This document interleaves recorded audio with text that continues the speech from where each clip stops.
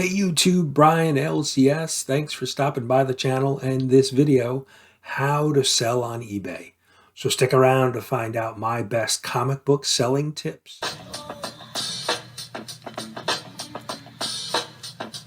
You down with LCS? You down with LCS? You down with LCS?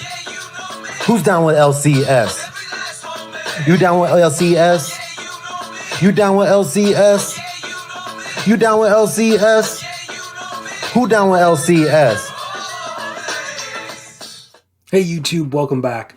Before I actually share my screen and show you some things directly on eBay, I want to talk a little bit about why I use eBay for selling. It is one of the biggest marketplaces, right? And so when you think of some of the other places that you can sell comic books, Whatnot is an app, and that has really gained popularity over the last 6 months or so. There's a lot of sellers on Instagram. The thing with those applications is that you really need to build an audience, and that takes time, right? So if I join Whatnot tomorrow, I may not have anybody following me, and so I have to take time to build an audience, advertise it, post it up on social media, and build an audience so that when I hold an auction, they'll come out and hopefully buy the books that I'm selling. Similar to on Instagram, right? You need to grow the number of people that follow you, so that you can increase your odds of selling books. Now, I've done some experimenting on YouTube, holding some live auctions on YouTube. And quite frankly, I don't really have had a big turnout. I've done it twice. The first one went better than the second. And I don't know if that was just time of day or, day of the week. The second one, I really didn't have too many people come out. And it was, after the new year and, after the holidays, when people are kind of tightening their belt budget-wise because they've spent maybe a little bit too much over the holidays. So again, that's about building an audience. If you're trying to sell on YouTube, you need a bigger following. I have 480 subscribers, so if I had 10% of my audience come out to the auction, that's 48 people, and then how many of those, say, 48 people are likely to buy? So that's why I prefer eBay. eBay is its own search engine, and it's worldwide. And they're established. eBay has been around. I've been on eBay for over 20 years. And eBay's been around a little bit longer than that. I think they're in the 24, 25-year range. So it's a huge, well-known marketplace. I don't have to build an audience as far as followers. It's built in, right? It's a search engine. If you're looking for a particular book, you basically search for it, and my listing can come up if I have it. So that's one of the main reasons why I prefer eBay. And eBay is also kind of a set it and forget it type application, where once you list something, you can keep it listed until it sells. Some of the other Whatnot, for example, you have to hold a live auction, you have to have an audience, you have to have somebody buy it, and then you send it out. So certainly Whatnot can be very more efficient because you held an auction for 2 or 3 hours. You can sell a bunch of books and then be done with it, ship the books and then be done with it. eBay is more kind of a slow burn because you can list content or listings of whatever you're selling and leave it on for a longer period of time. So, and I have done some other videos on YouTube, how to sell on YouTube. They're linked down below. I've talked about how to sell from a mobile phone as opposed to a desktop computer.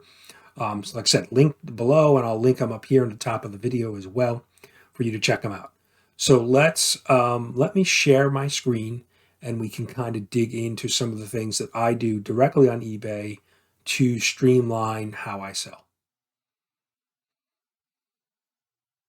Okay, so let's take a look at some of the things that I use on eBay to help streamline listing and selling comic books. The one thing to keep in mind, obviously, when you're selling ungraded books, raw books, it's really subjective. Um, the condition of the book, right? So it's very important that you provide as many pictures as possible. And one of the other things that you should keep in mind is think in terms of being a buyer. What questions would you ask as a buyer if you're looking to spend money on a comic book?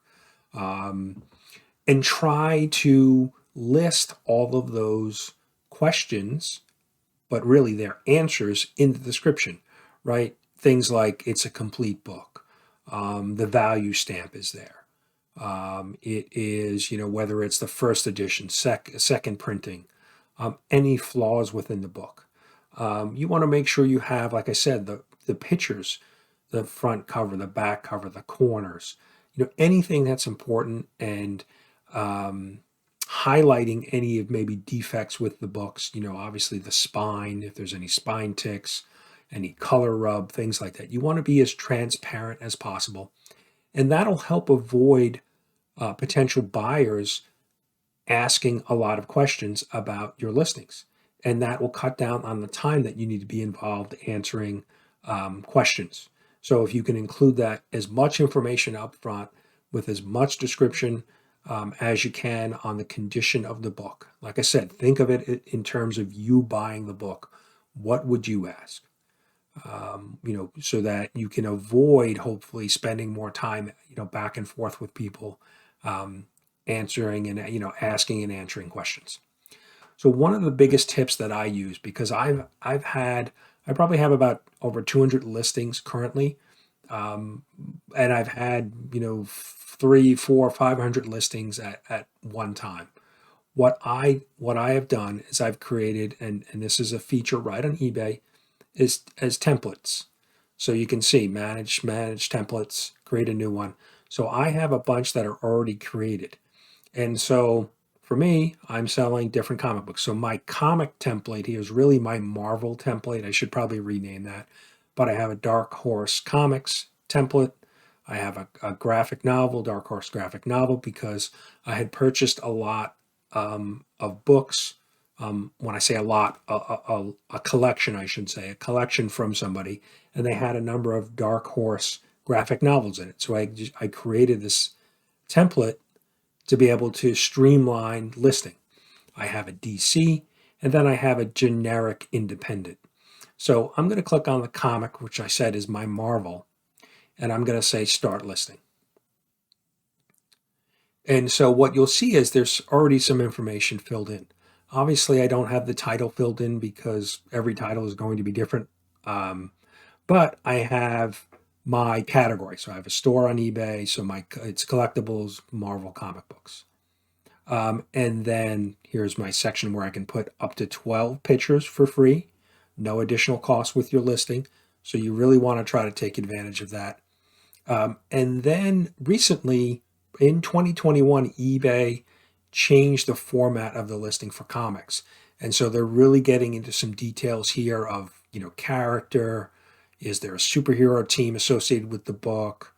And so a lot of different, here's the age, is it modern age, copper, bronze, year of publication. They'll ask you for, writer and cover artist, things like that. The more you can fill in, the better, but it's not necessary that you fill in all of these fields to list the book. So I have some others and I'll show you so you can see. Now they've really expanded the number of fields and details that you can add for a comic book. That wasn't the case 2 years ago. And then I have my kind of generic description that I have in the template, basically telling me, that you can bundle, I will combine shipping. I have what other books that I have for sale, check my other listings. So that's kind of a generic message. And then I will put some specific details about the book in here. And then if you scroll down too, I have some of the shipping details.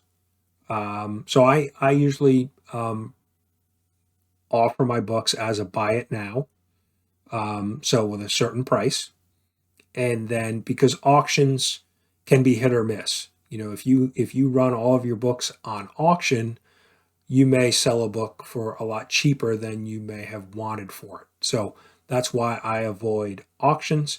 But if you have a hot book, a book that, maybe there's some rumor or speculation about, an auction could be a good thing because it can end between, 5, 7 days, and you could have maybe even sell it for a little bit higher than you might get it as a buy it now. And then I'm able to put in some of my preference for shipping in the template, so I don't have to fill that out every time.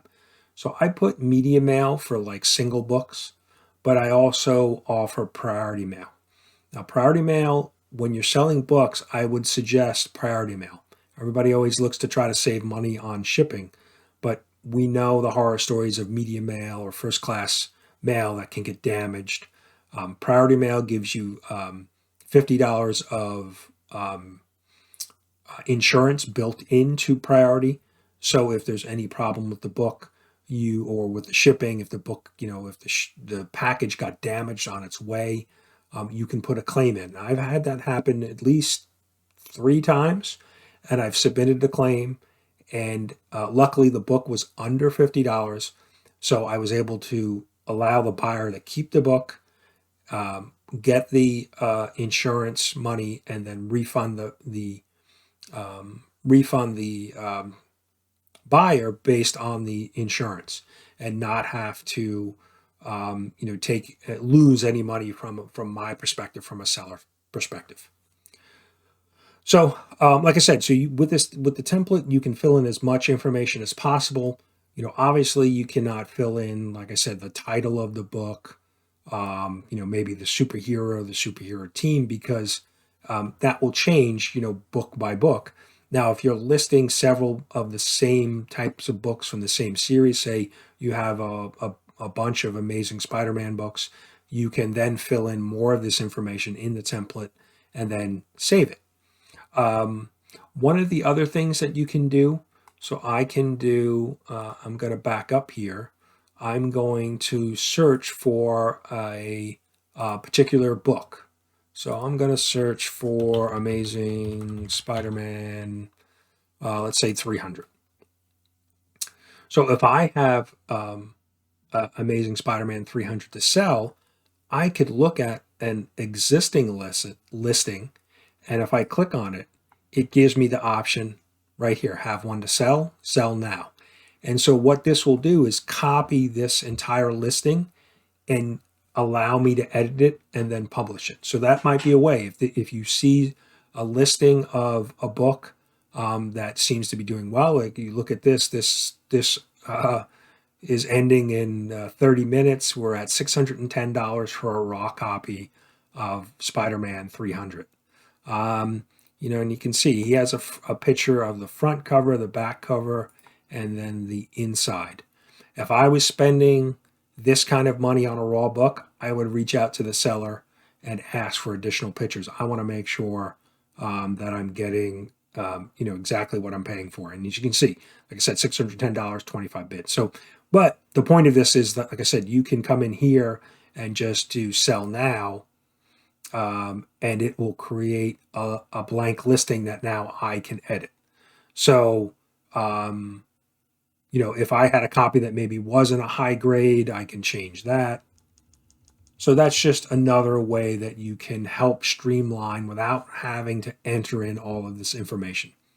The one tip that I would suggest when copying somebody else's listing is just you really do need to read through and make sure that it's accurate to the condition of your book that you are selling, because if it's not, you could get dinged on it. If you happen to sell the book and you state that it's in near mint condition, but the buyer gets it and he says he thinks it's fine condition, he could open up a case with eBay to state that you did not have accurate information in your listing, to try to get a refund. So you just have to be as straightforward and as accurate as possible with the description.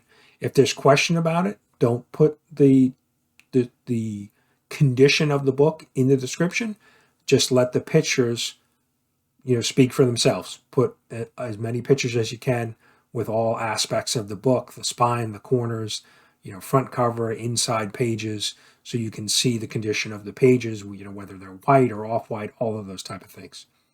So those are really some of my best tips for listing. And it depends on how many books you have, right? If you're listing, like I said, several hundred books, you want to try to streamline it, because the listing piece can be very time consuming. Taking pictures of every individual book, the front cover, the back cover, the corners, the spine, all of those things, and then having to transfer them to a desktop computer, or editing them and uploading them directly from your phone. It will take some time to do all of that work. So you want to try to take some shortcuts where you can, with using templates, or grabbing somebody else's listing and then editing it. Those are really the best tips that you can use to help streamline selling. But like I said, the biggest key is to be as accurate as possible. Try to anticipate the buyer's questions and include that in your description, so that you don't have to spend time, back and forth, or providing more pictures. Obviously, if you want to sell books, you may have to do some of that. I've had cases where, I've had, everything that I think I could in the description, and the, a potential buyer will ask me for, additional photos. And, it's very easy to take additional photos, from a phone.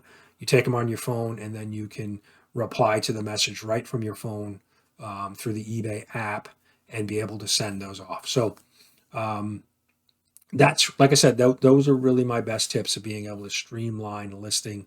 And if you don't have a lot of books to list, if it's 5, 10, 15 books, maybe the template isn't the way to go for you. But I found, when I was listing in bulk and listing, 200-300 different comic books to sell, that the templates really, really, really helped me. So I'm probably running way long on this video already. I hope you guys are sticking with me. But if you have any questions, please go check out my other 2 videos that I have, like I said, that are linked. And I'm happy to answer any questions you have about selling.